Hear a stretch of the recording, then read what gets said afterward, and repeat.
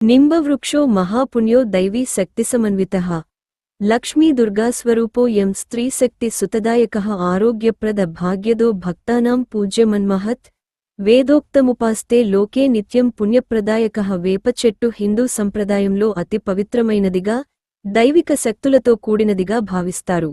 ఇది మహాలక్ష్మి లేదా దుర్గాదేవి స్వరూపంగా పూజించబడుతుంది.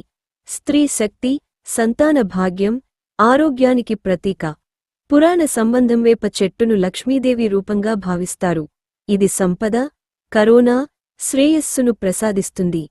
ఆస్వత్ వేపసమేత పూజ విష్ణునింబరూపిణి దాంపత్య సౌఖ్యకరీ భక్త్యా పూజ్య లోకేషు నిత్యసః అన్యోన్యభావప్రదా శ్రేయో దైవికీ శక్తిరూపిణి పుణ్యకరీ పత్నీవర భాగ్యదా భవతి భామినీ. రావి చెట్టు విష్ణు స్వరూపం తో కలిపి పూజించడం దాంపత్య సుఖాలు, అన్యోన్య భావాలను పెంచుతుందని నమ్మకం.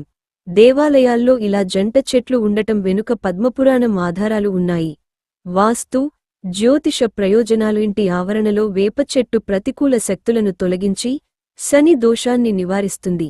ఇది మనసు స్థిరత్వం, కుటుంబ ప్రశాంతత్వాన్ని తెచ్చి ఆక్సిజన్ సరఫరాతో ఆధ్యాత్మిక శుద్ధిని కలుగునట్లు చేస్తుంది.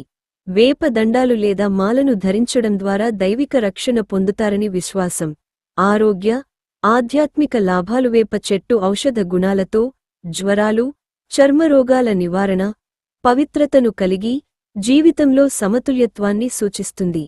పూర్వీకులు దీన్ని పూజల్లో చేర్చి తరతరాలకు ఆధ్యాత్మిక, ఆరోగ్య ప్రయోజనాలను అందించారు.